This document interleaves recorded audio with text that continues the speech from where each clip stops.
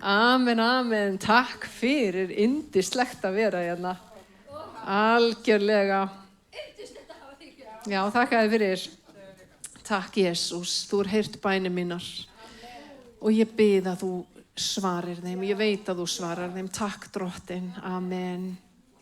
23. nóvember 1963 var John F. Kennedy, forseti Bandaríkjanna, í opinberri heimsókn í Dallas í Texas ásamt fjölskyldunni sinni.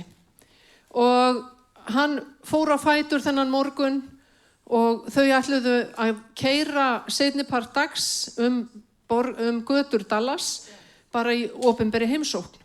Þannig að þau fara á fætur og fá sér morgunmat og svo þegar svona tíminn fer að nálgast að þá eru börnin klædd í sparifötin. Þetta var glæsilegt fólk. Leit út fyrir að vera bara hamingjusamt og þau voru á fínum aldri og þau áttu lífið framundan. Svo bara nálgast tíminn að þau setjast upp í bílinn til þess að keyra götur Dallas og mannfjöldin var út allt. Það var alveg hellingur af fólki, allir vildu fá að sjá forsetann og kannski ekki síst konun hans sem var miklu sætar en hann, þó að hann hafi alveg verið sætur líka. En svo gerist eitthvað sem heimsbyggðin þekkir. Svo allt í einu kveður við byssuskot og annað. Og það hæfir forsetann og hann fellur lífvana niður í bílnum. Og hann dó. Og líf fjölskyldunar breyttist á einu andartaki. Þegar John F. Kennedy fór á fætur þennan morgun, þá hafði hann ekki hugmyndum að hann væri að fara á fætur í síðasta skipti á þessari jörð. Það getur verið svo stutt á milli lífs og dauða. Og stundum erum við minnt svo óþægilega á þetta fína bil. En fyrir rúmum 20 öldum fór annar maður á fætur að morgni þess dags sem páskalambinu var slátrað. Að morgni skírdags. Hann var líka að fara á fætur í síðasta sinn á þessari jörðu. En munurinn á honum og John F. Kennedy var að hann vissi að seinasti dagurinn var runnin upp. Hann vissi að þetta var dagurinn þar sem spádómur Jesaja myndi rætast. Jesús kom til að uppfylla lögmálið. Og Jesús vissi að Jesaja hafði ekki bara sagt fyrir fæðingun hans. Jesaja hafði líka spáð fyrir dauða hans.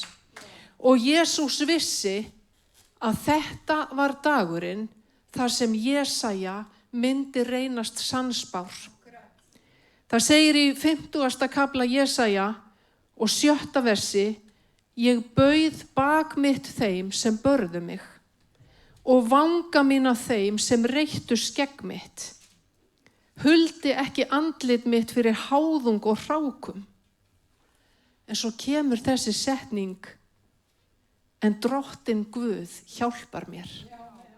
Og það eru fleiri vers sem Jesús vissi að myndu rætast á honum þennan dag. Því að það segir í 52. kafla á versi 14: Eins og marga hryllti við honum, svo afskræmdur var hann ásýndum, að vart var á honum mannsmynd. Hann vissi að það yrði farið svo illa með hann að hann yrði óþekkjanlegur. Og það segir í 53. kafla, og þetta eru vers sem við þekkjum: Hann var fyrirlitinn og menn forðuðust hann. Harmkvæla maður og kunnugur þjáningum. Líkur manni sem menn byrgja augu sín fyrir, fyrirlitinn, og við mátum hann einskis. En okkar þjáningar voru það sem hann bar og okkar harmkvæli það sem hann á sig lagði. Við álitum honum refsað, hann sleginn og niðurlægðan af Guði, en hann var særður vegna okkar synda og hann var kraminn vegna okkar misgjörða. Honum var refsað svo að við fengjum frið og fyrir benjar hans eða fyrir sárin hans urðum við heilbrigð. Og svo þetta svo rétt. Við fórum allir villir vegar sem sauðir, héldum hver sína leið, en Drottinn lét synd okkar allra koma niður á honum. Hann var hart leikinn og þjáður, en hann lauk ekki upp munni sínum, fremur en lamb sem leitt til slátrunar, eða sauður sem þegir fyrir þeim ríjan, hann lauk ekki upp munni sínum. Þegar Jesús vaknaði að morgni skírdags, þá vissi hann að þennan sólarhring myndi þessi spádómur Jesaja rætast á honum sjálfum. Og það var kvíði í honum. Hann sagði við síðustu kvöldmáltíðina, þegar þeir borðuðu páskalambið, hann vissi að hann yrði páskalambið. Hann vissi að hann yrði lambið sem yrði slátrað fyrir syndir mannana. Þetta væri ekki bara eitthvað tákgrænt til þess að minnast flóttans frá Egyptalandi. Þetta væri eitthvað sem það væri nýr sáttmáli í fæðingu. Þetta vissi hann. Og hann segir við lærisveinana, hjartanlega hef ég þráð að neita þessara máltíðar með ykkur áður en ég líð. Og síðan hann umkringdur óvinum eða óvinveittu fólki. Og hann barinn og hann húðstrýktur. Og það gengið svo í skrokk á honum að hann verður óþekkjanlegur. Og síðan hann krossfestur. Og þegar hann var krossfestur, þá voru lærisveinarnar hans algjörlega miður sín. Þegar hann dó, þá töldu óvinir hans að máli væri leyst. Og þeir hlökkuðu yfir því að vera búin að losa sig við hann. Lærisveinarnir skildu ekki það sem hann hafði sagt. Hann hafði sagt eftir 3 daga mun ég rísa upp.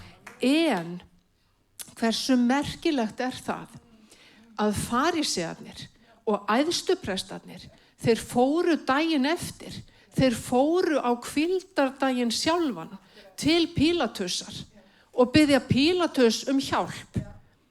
Af því að Jesús hafði sagt að hann myndi rísa upp á 3. degi, þeir trúðu því ekki. Þeir höfðu ekki hugmynd að það væri hægt að rísa frá dauðum, en þeir trúðu lærisveinum hans til alls. Þannig að þeir báðum varðmenn svo að lærisveinarnir myndi ekki stela honum. Bara hversu stórkostlegt hugmyndaflug getur fólk haft? Og þeir fá varðmenn, þeir fá menn sem þungvopnaðir og þeir fara með þeim og gröfin það ekki bara velt risastórum steini, sennilega margra tonna steini fyrir grafarmunnan eða hellin, heldur standa fyrir utan þungvopnaðir menn sem bara kölluðu ekki allt ömmu sína. Og þeir voru bara settir þarna til þess að passa að Jesú yrði ekki stolið. Síðan gerist það í birtingu á páskadag að það verður risa jarðskjálfti, öflugur jarðskjálfti. Menn urðu ekkit endilega hræddir þó að kemi jarðskjálfti. En það kemur engill sem eins og elding ásýndum. Hann veltir steininu frá, hann sest á steinin og varðmennirnir, þeir skulfu af hræðslu. Við hvað voru þeir hræddir? Ég velti fyrir mér, hugsanlegt að þeir hafi tekið þátt í að húðstrýkja Jesú? Hugsanlegt að þeir hafi verið ásamt öllum hinum inn í höllinni þegar það var sett þyrnikóróna á höfuð á honum, þegar hann var barinn með reirsbrota, þegar það var hrækt á hann? Hugsanlegt að einhver þeirra hafi niðurlægt hann? Svo allt í einu gerist eitthvað og vopnin þeirra duga ekki gegn þessum krafti. Alveg sama hvaða valdir höfðu, þetta var eitthvað sem þeir réðu ekki við. Þetta var eitthvað sem þeir áttuðu sig á að þeir höfðu ekki roði og þeir urðu hræddir. Og kannski upplifðu þeir ótta þess sem stendur við dauðans dyr og þekkir ekki Jesú. Kannski upplifðu þeir óttann og vanmáttin við að mæta skapara sínum án frelsarans. Lærisveinarnir, þá tók þá aðeins lengri tíma að átta sig á að Jesús væri upprisinn. En þegar þeir áttuðu sig á því, þá sneru þeir aldrei við. Þegar þeir áttuðu sig á því, þá var alveg sama hvað kom í gegn þeim. Það var ekkert sem fékk brotið á niður. Í Nýja testamentinu eru margar sögur af afturhvarfi fólks og á þessum árum var maður, farísi, sem hét Sál. Hann hataði kristið fólk og hann hafði tilgangurinn hans í lífinu var að fangelsa kristið fólk og taka það af lífi. Hann var í mjög góðri stöðu, hann var hátt settur, hann var vel menntaður, hann var mælskur, þetta var bara klár náungi. Og hann taldi sig trúaðan mann og hann taldi sig vera að vinna bara mjög þarft verk. Og hann taldi örugglega að hans yrði minnst. Hann kom allt í hennu Jesús í vegans og það gjörbreytti öllu. Hann segir sjálfur frá þessum atburði í Postulasögunni, 22. kafla. Postulasagan segir frá þessum atburði á 2 stöðum.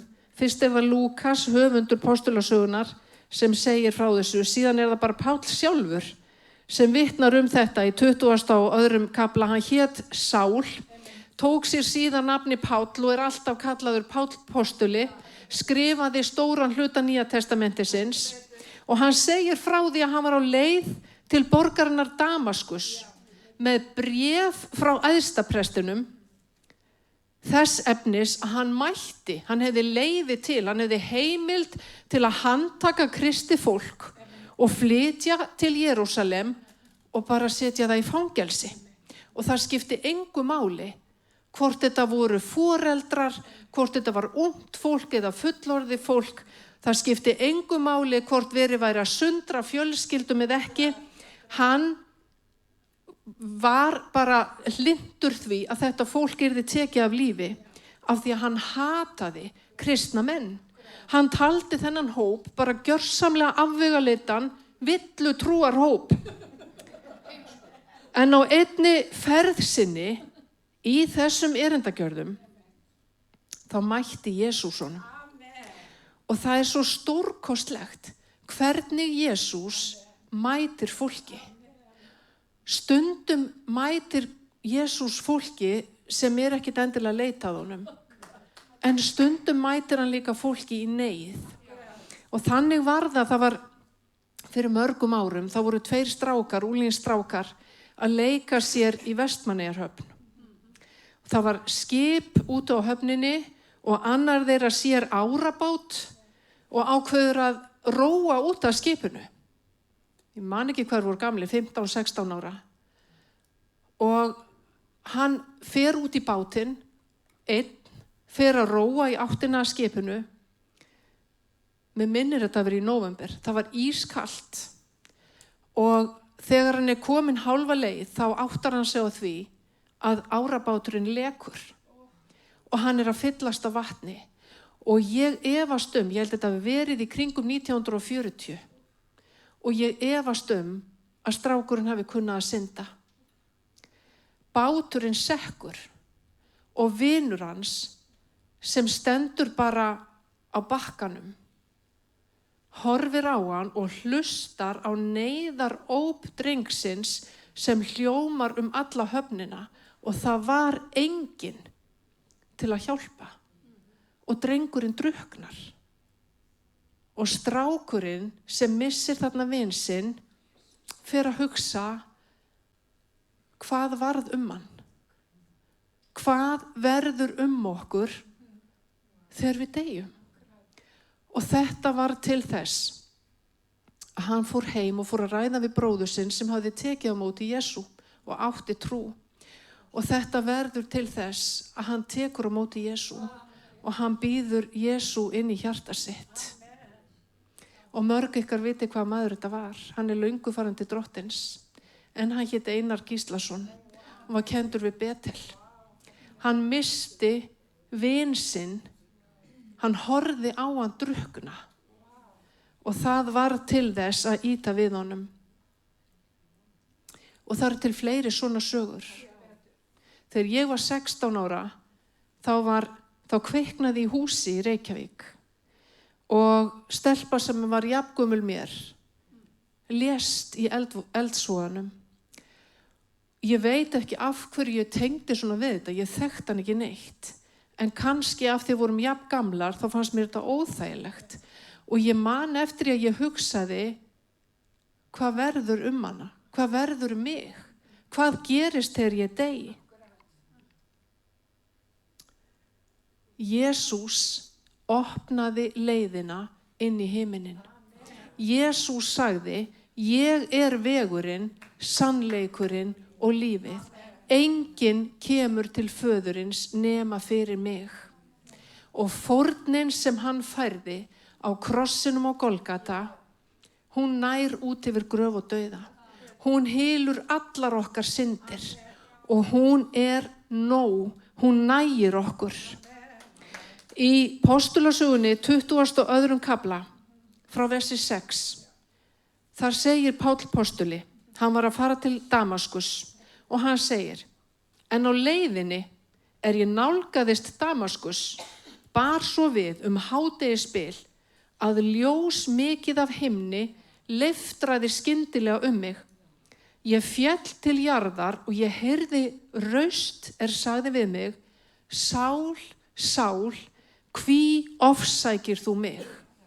Og ég ætla að skjóta hér inn í að kirkjan á að kunngjöra tíknunum og völdunum í himinhæðum hversu margháttuð speki Guðs Þegar Jesús dó á krossinum á Golgata, þá leit hann opinberlega fram til háðungar, tíknirnar og völdin. Og við eigum sigurinn. Baráttan í þessum heimi á milli góðs og ills. Og það var ástæða fyrir því að Jesús þurfti að deyja. Því að syndin grafalvarlegt mál. Páll heldur áfram. Páll sem hélt að Jesús væri dáinn og hann hafði ekki hugmynd að það væri eitthvað til sem héti upprisa frá dauðum. Dauði Jesú væri einskis verður ef hann hefði ekki risið upp. Það upprisa Jesú sem gefur okkur lífið. Það upprisan sem breytti öllu. Það upprisan sem gefur okkur kraftin, sem gefur okkur lífið. Það upprisan. Og Páll postuli fékk að upplifa sína eigin upprisu. Hann heyrir allt í einu rödd sem segir, Sál, hvers vegna ofsækjurðu mig? Og hann svarar, sem segir okkur að þetta var raunveruleg rödd sem hann heyrði. Hann svarar, hver ert þú Drottinn? Og Jesús segir við hann, ég Jesús frá Nasaret, sem þú ofsækir. Og svo segir hann, fylgdarmenn mínir sáu ljósið, en raust þess við mig talaði, heyrðu þeir ekki.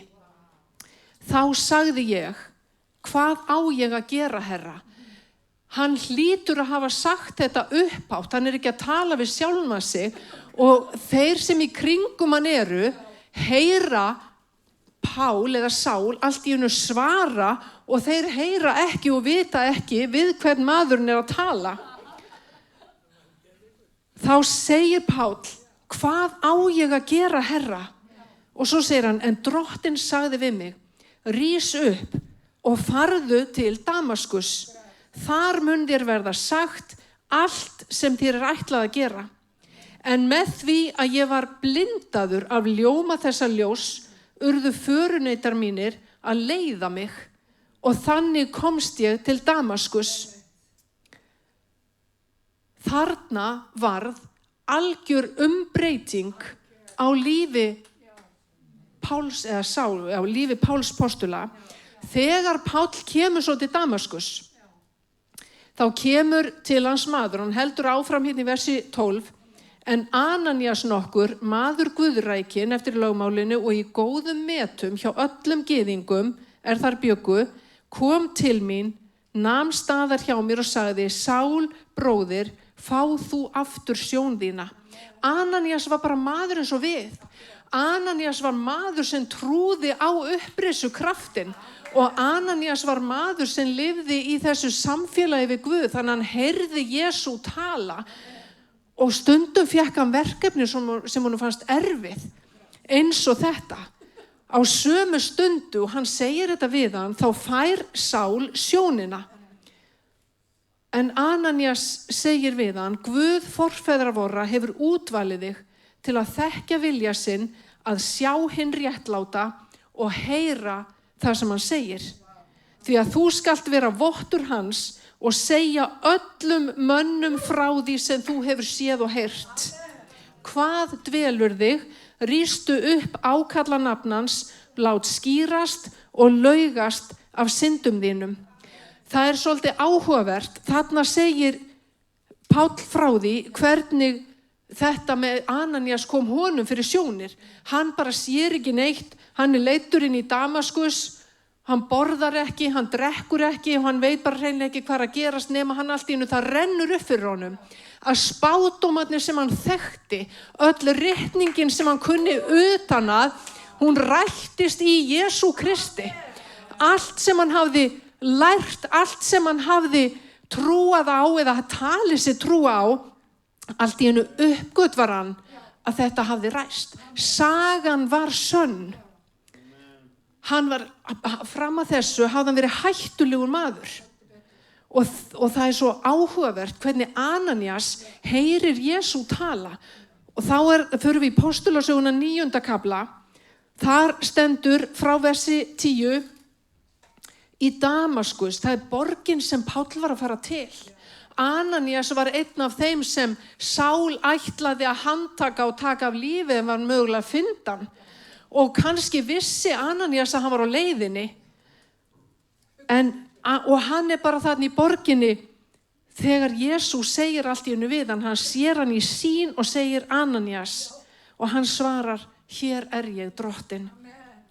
Og drottinn sagði við hann, far þegar, bara Ananías, strax, núna, stattu upp, flýttu þér, farðu nú þegar í stræti það sem kallað hið beina og í húsi Júdasar skaltu spyrja eftir manni frá Tarsus, heitir Sál, boing, bara, þetta næstum því að sá fá blauta tusku í andlitið, nema svo segir hann að biðja og ég hef sagt það áður, mér finnst svo stórkostlegt, þegar Jesús segir, farðu í þessa götu og það þessi maður sem á þetta hús og það maður í heimsóknar og ég vil nú tala við mannin sem í heimsóknarna, hann að biðja og svo segir Jesús og þessi gestkomandi maður sem að biðja, hann hefur í sýn séð mann, vill svo til að hann heitir Ananías, hann hefur séð þennan mann í sýn, kannast þú eitthvað við hann Ananías?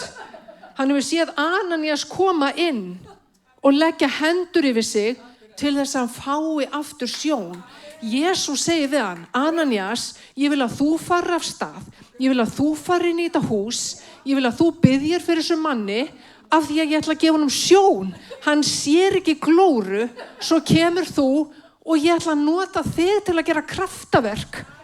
Og í staði fyrir að Ananías bara hoppa á fætur og segir, frábært, ég til í þetta, þá segir bara Ananías, róum okkur, drottinn, heyrt hef ég marga segja frá manni þessum, þið getur rétt ímyndað ykkur.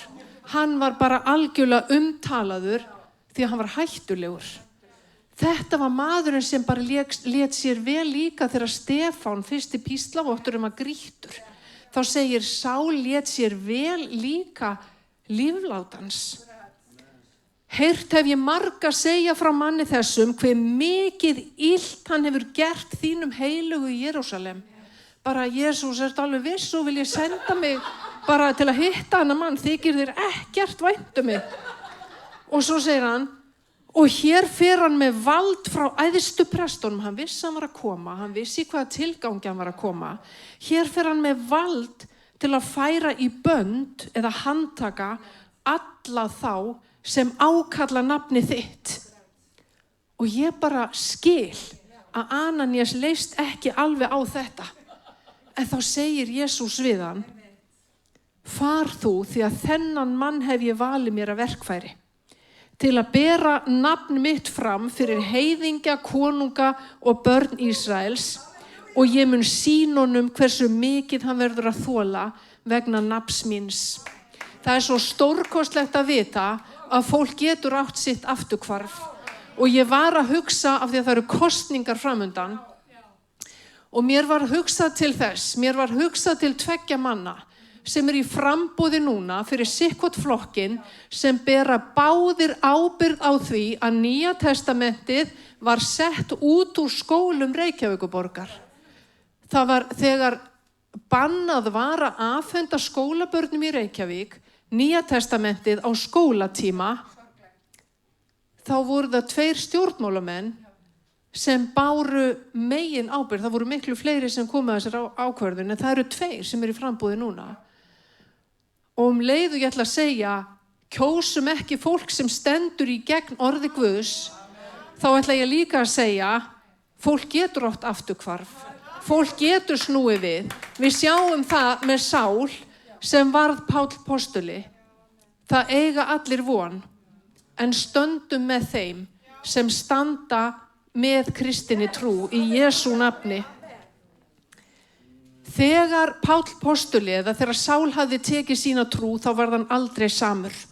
Það gerðist kraftaverk í líf hans. Það var engin maður að reyna að tala fyrir honum. Það var Jesús sjálfur sem talaði til hans, og hann ákvað að fylgja þessari rödd allar götur síðan. Á augabragði gjörbreyttist líf Páls, og hann stóð frammi fyrir vali, já eða nei. Hann sagði já, og já hans var já. Og hann haltraði aldrei til beggja hliða. Hann viltist aldrei út af veginum. Hann var heill og sannur alla tíð. Hann var vissulega í góðri virðingastöðu, og mannlega séð var þetta tjón fyrir hann. Hann hafði ekki hugmynd hvað tæki við. Hann hafði ekki hugmynd hvernig færi fyrir honum. En þegar það laugst upp fyrir honum að spádómarnir höfðu ræst í Jesú Kristi, þá var það eina sem var þess virði að lifa fyrir. Og hann fékk að reyna það að Guð sleppti aldrei taki á honum. Guð sleppir heldur ekki takinu á okkur. Og stundum hef ég hugsað, hverjum ætli það sé að þakka að ég hafi eignast trú, vegna þess að mann fram að manni, einhver staðar, einhver þeirra sem var í innsta hring Jesú vitnaði, og einhver tók við honum, og hann vitnaði, og einhver tók við honum, og kynslóð eftir kynslóð eftir kynslóð hefur boðskapurinn borist áfram. Þannig að við öll sem höfum tekið trú á Jesú, það einhver úr þessum innsta hring sem við eigum allt að þakka fyrir að hafa vitnað og fyrir að hafa borið orðið áfram. Páll yfirgaf stöðu sína samstundis, og hann var kallaður. Hann fylgdi Jesú, og hann leit aldrei tilbaka. Hann var aldrei hálfvolgur í því sem hann var að gera. Hann vann fyrir sér sem tjaldgjörðamaður. Hann saumaði tjöld. Kallmenn geta saumað, bara benda ykkur á það, stráka mínir. Hann bjó til tjöld til að hafa ofan í sig og á, svo hlær fólk, ha ha ha. Hann bjó til tjöld. Já, smá auka upplýsingar, þetta hérna athyglisbresturinn minn. Vissu þið að prjónaskapur kom upphaflega til Íslands með kallmönnum? Skemmtileg staðreynd. Og menn prjónuðu þegar þeir gengu á milli bæja. Skemmtileg staðreynd. En Páll postuli, hann var fyrirmynd allra þessara frábæru kallmanna. Þetta kristindómurinn, jafnrétti. Hann sá fyrir sér til að hafa í sig og á.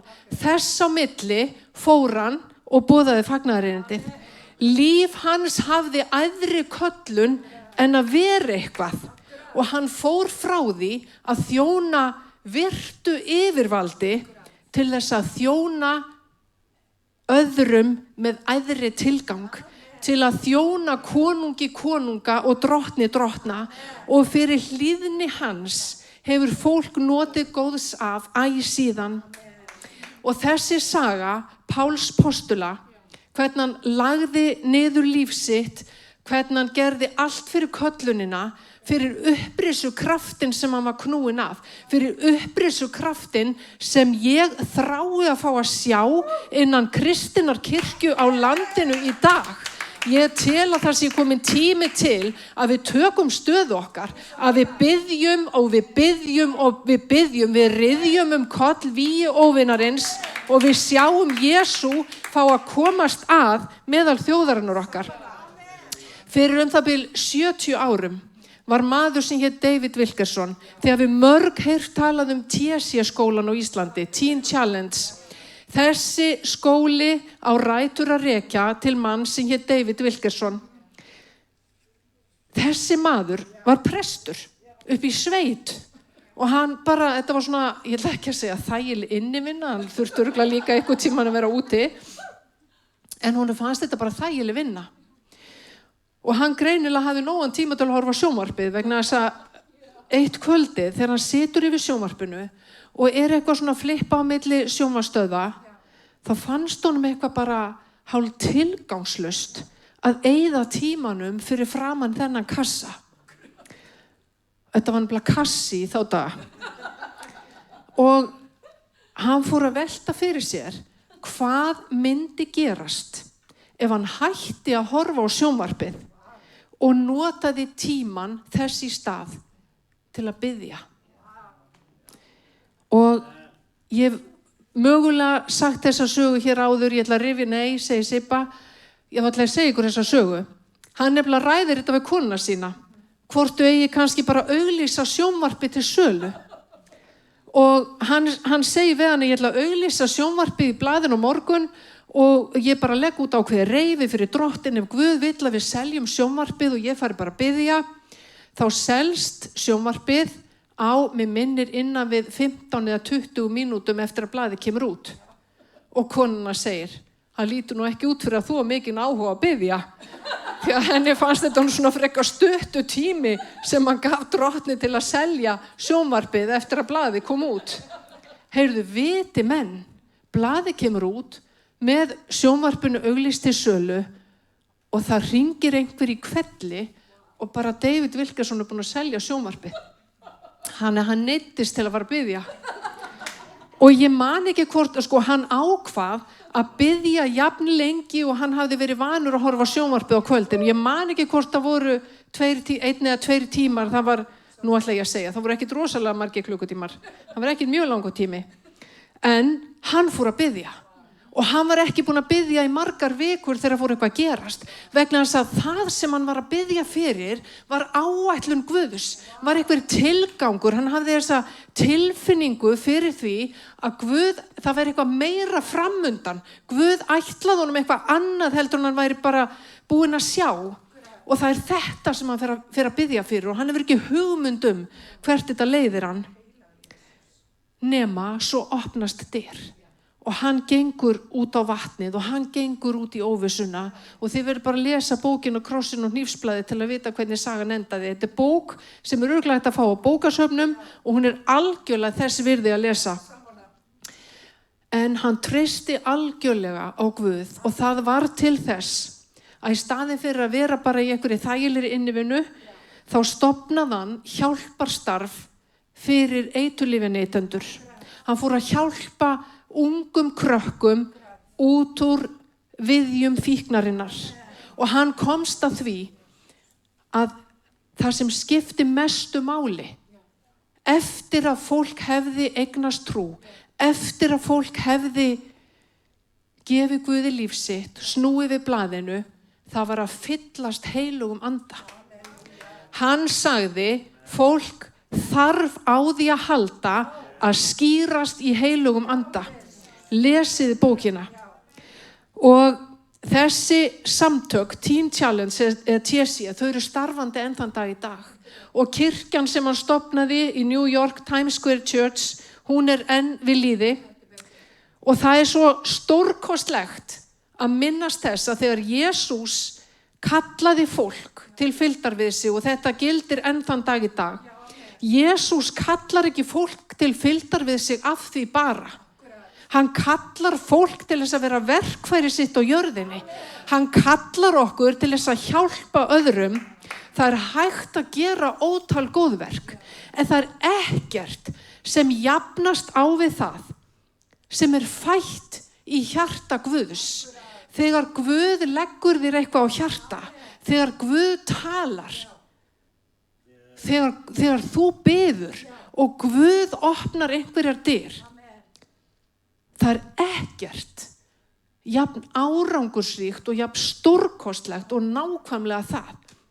Við erum að sjálfsögðu kölluð til að láta gott af okkur leiða á þess að Guð segja okkur á hverjum degi hvað við þurfum að gera. Við höfum að hafa vit til þess.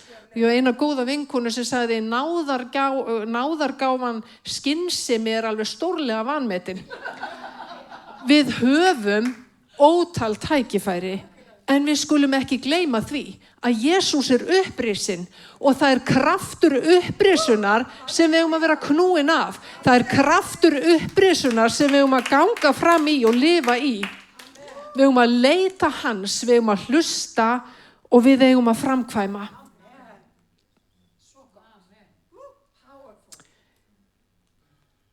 Fyrir mörgum árum fór einn vinur minn til New York og ákvað að heimsækja þessa kirkju sem David Wilkerson stofnaði, Times Square Church. Og hann fór þangað ásamt 18 ára syni sínum. Og þeir ætluðu að fara saman og unglingasamkomu. Og þegar þeir komu að dyrunum, þá var stráknum strax hleypt inn en ekki pappanum. Við pappan var bara sagt, þú ferð ekki hér inn. Þetta unglingasamkoma. Hann greinilega var bara útrunninn. Pappinn var algjörlega allsendis óvanur slíkum móttökum og hann bara fór að þrefa við dyravörðin. Hvort þetta væri ekki kirkja og hvort hann mætti ekki biðja eða eitthvað. Hann var náttúrulega bara gestur í ókunnur í borg. Nema, dyravörðin var algjörlega harður á þessu. Bara þú ert ekki að fara hingað inn, vinur. En ég ætla að benda þér hérna á aðrar dyr, aðeins lengra á sama húsi. Þú mátt fara þangað. Kíktu þangað inn, komdu svo og talaði við mig. Heyrðu, hann fer þangað og hann hittir 700 foreldra á bænastund fyrir krökkunum sem voru á unglingasamkomu. Hann hafði farið þarna þess að dyr hálf fúll. Og svo hugsaði hann bara, hversu stórkostlegt þetta? Því eru engin takmörk sett hvað Guð getur gert þegar við viljum hlýða honum. Og stundum hefur fólk velt fyrir sér. Af hverju Jesús fæddist í fjárhúsi en ekki bara í gistihúsi? Hann fer þangað sem honum boðið. Það skipti engu máli þó að gistihúsi væri hreint. Hann var ekki velkominn. Og það skipti engu máli þó að fjárhúsið væri óhreint. Þangað var hann boðinn velkominn og þangað fór hann. Og ef við heimfærum þetta upp á líf okkar, þá virkar þetta þannig að við byrjum á að bjóða honum inn í skítin af því að hann tekur til. Við förum ekki að taka til og förum svo að bjóða honum inn. Hann vill fá að koma inn í óreiðuna. Hann vill fá að koma inn í sorginnar okkar. Og þó að þér finnist kannski hjartað þitt óhreint, eða þú syndug eða syndugur og vond manneskja og bara eiga kannski ekki Guð skilið, ef þú býður Jesú inn í hjartað þitt, þá kemur hann. Það segir í Jóhannesarguðspjalli, öllum þeim sem tóku við honum gaf hann rétt til að verða Guðs börn. Krafan bara sú að við opnum fyrir honum. Ef hann velkominn þá kemur hann. Guð að leita að Pálum hér í dag. Hann kallar þig til fylgdar við sig, ekki til að haltra til beggja hliða, heldur til að fylgja honum heilshugar, eins og Páll. Allt þitt líf, allt til enda. Hann vill leiða þig lengra, hann vill leiða þig inn í dýpri tilgang en þú hefur þekkt, inn í þetta djúpa samfélag sem bæði Páll og Ananías áttu. Það þýðir ekki að þú þurfir að fara í 3 kristniboðsferðir eins og Páll, eða lenda í hrakningum eða skipsbroti. Það þýðir bara það að þú eigir þetta djúpa, nána samfélag við Guð sem Páll átti. Að þú dveljir við fætur Krists og heyrir hann tala. Að þú gefur honum tíma á hverjum degi bara af því að þú elskar hann og að þú finnir bara þína leið til að þrengja þig nær honum. Hvort sem það á morgnana, kvöldin, nóttunum, miðjan dag eða hvenær sem það í bílnum eða á klósettinu eða hvar sem þú ert stödd eða staddur, þar sem þú getur nálgast Guð, þar nálgast hann. Ég ætla að biðja ykkur að rísa á fætur.